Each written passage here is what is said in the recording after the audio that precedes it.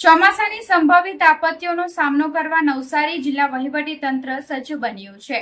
ચોમાસાની પૂર્વ તૈયારીઓના ભાગરૂપે કલેક્ટર મનીષ ગુરુવાનીના અધ્યક્ષસ્થાને કલેક્ટર કચેરીના સભાખંડમાં એક મહત્વપૂર્ણ સમીક્ષા બેઠક યોજાઈ હતી।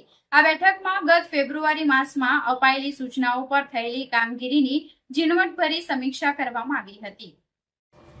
બેઠક દરમિયાન કલેક્ટર મનીષ ગુરુવાનીએ તમામ વિભાગીય અધિકારીઓને સ્પષ્ટ આદેશ આપ્યા હતા કે ચોમાસા દરમિયાન જિલ્લામાં ઝીરો કેઝ્યુલિટી કોઈપણ પ્રકારની જાનહાનિ ન થાય આ અભિગમ સાથે કામ કરવું પડશે।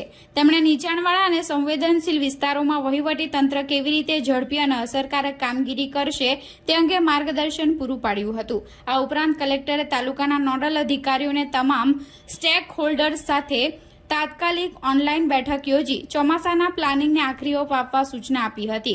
તેમણે ભારપૂર્વક જણાવ્યું કે ચોમાસામાં પ્રજાને કોઈપણ પ્રકારની હાલાકી ન પડવી જોઈએ। બેઠકમાં ડિઝાસ્ટર મેનેજમેન્ટને લગતી તૈયારીઓની તાલુકાવાર સમીક્ષા કરવામાં આવી હતી, જેમાં આપત્તિ સમયે ઉપયોગમાં લેવાતા સાધનોની સ્થિતિ, સ્થાનિક તરવૈયા યુવાનોની યાદી, આશ્રય સ્થાનો અને ત્યાં ઉપલબ્ધ પ્રાથમિક સુવિધાઓની ચકાસણી કરાઈ।